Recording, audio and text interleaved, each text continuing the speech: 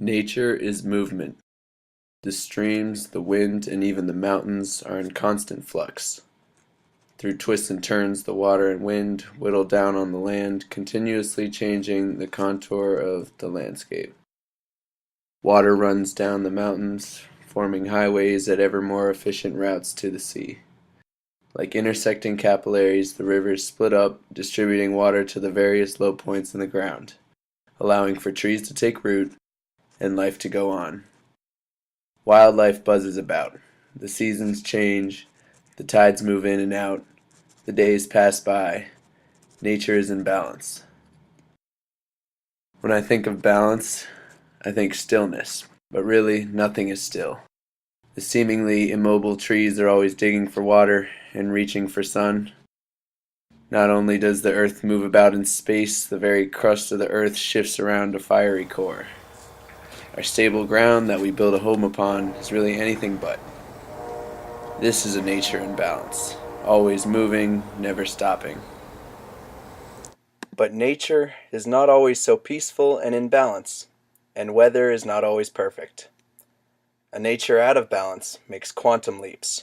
Earthquakes, volcanic eruptions, and powerful storms are physical reactions between small subatomic particles that realize a kinetic energy potential in an attempt to achieve homeostasis. High concentrations of potential energy are detonated during these earth-shattering events. The peaceful homeostasis we are used to is cut short as time seems to skip forward, achieving an infinite acceleration. Movement is a blur. A lightning bolt stays in our vision for a couple seconds, while the high energy action potential was instantaneously realized before we even saw a thing. This instant acceleration of the physical reaction expends a lot of energy within a short period of time. This sudden release of pressure is caused by the continual buildup of low energy by various infrastructural systems. These Earth systems conserve and transfer energy slowly but surely, which can build up to a point where it must be released in a bang.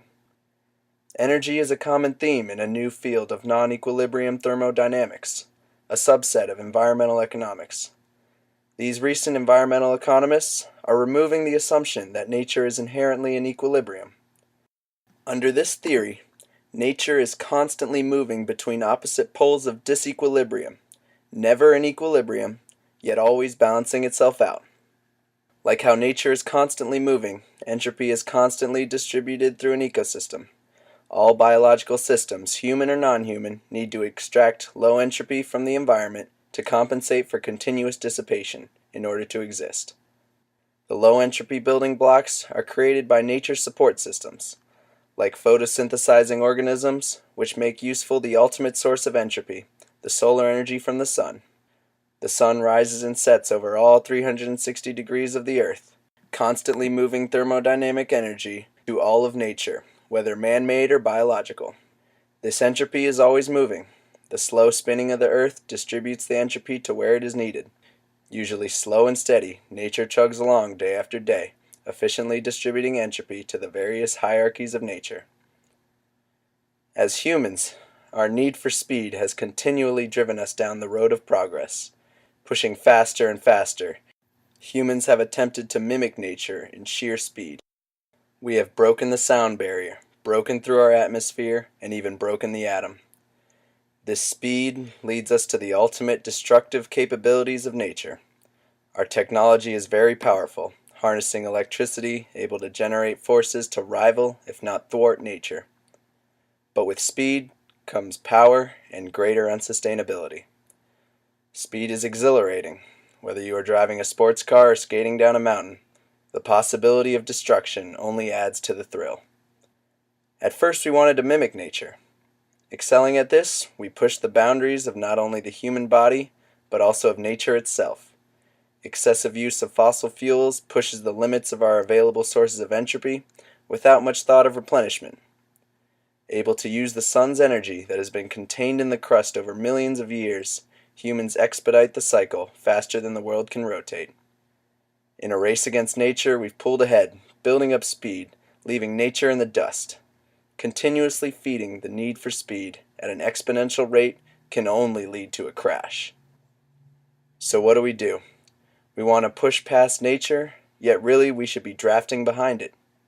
Nature is a cycle, always evolving, always efficient, always moving, whether at the speed of light or the slow crawl of the crust. In motion and balance, earth, water, wind, and sun rotate around using the natural forces of gravity and momentum. In order to truly push the limits of resources, fossil fuels must be used in combination with efficient natural cycles. Relating this efficiency to skateboarding, a combination of pushing and coasting mutually combines to maximize speed at the minimal amount of energy. Pushing creates speed, yet coasting provides a break. On a flat surface, one can coast for most of the time, with intermittent pushing to keep up the pace. While climbing uphill, however, there is no room for coasting. Energy is needed to get up the hill in order to take advantage of the free potential energy of going downhill. The landscape is not flat, however. There are hills and valleys, and one leads to the other. In order to maximize efficiency, the terrain must be taken into account.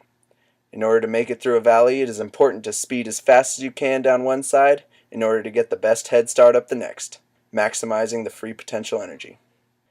Thinking about this in terms of our energy consumption, pushing is like the energy-intensive burning of fossil fuels, while coasting is natural energy, like solar, wind, water, hydrothermal, or other potential energies like gravity. Therefore, efficiency would not require a complete end of our dependence on fossil fuel, simply a rearrangement and a reallocation. A perfect technological example of this is a hybrid car.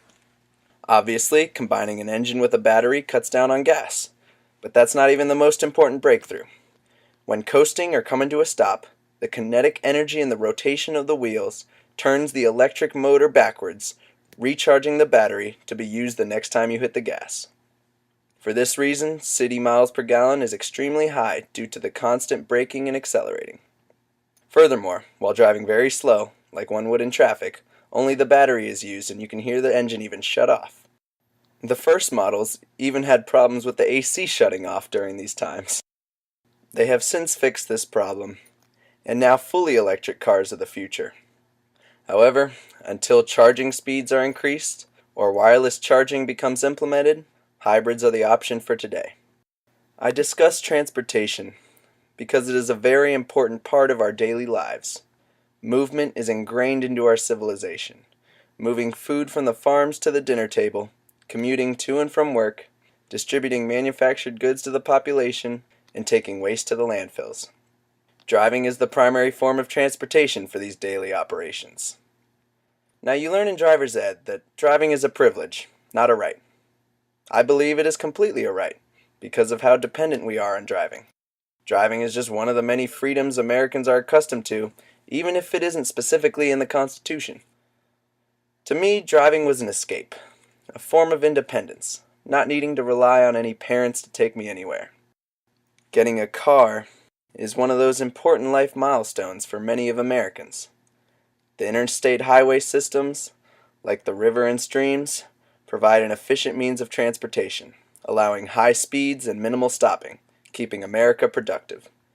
In theory, this is efficient, yet even after cash for clunkers and mandatory emissions testing, there are still gas-guzzling cars on the road. But the roads are set and paved. The only thing we can do now is to update the cars. Hybrids are the answer for today, and something anyone with money can do. Unfortunately, not everyone can afford a hybrid. For those who can afford it, there are simple things you can do to increase your efficiency. Cars can be driven in many ways, safely, recklessly, or efficiently. When I'm driving, I do my best to avoid braking, even if I end up tailgating someone for a short time. For a heavy car like a truck, these little things make a huge difference, as it takes a lot more energy to start or stop a heavy car. Furthermore, I would like to make a drastic proposition. I believe speed limits should not be enforced during a downhill. Bear with me, I understand speed limits are about safety, but I also believe they should not inhibit efficiency. Just like skateboarding, it is important to use the speed from a downhill to propel you up the next incline. I believe speed limits should be adjusted to the environment, allowing higher speeds on downhill roads to make use of the free kinetic energy. Even if hybrid and electric cars become mandatory, more efficiency can never hurt, and anything that can be done should be done.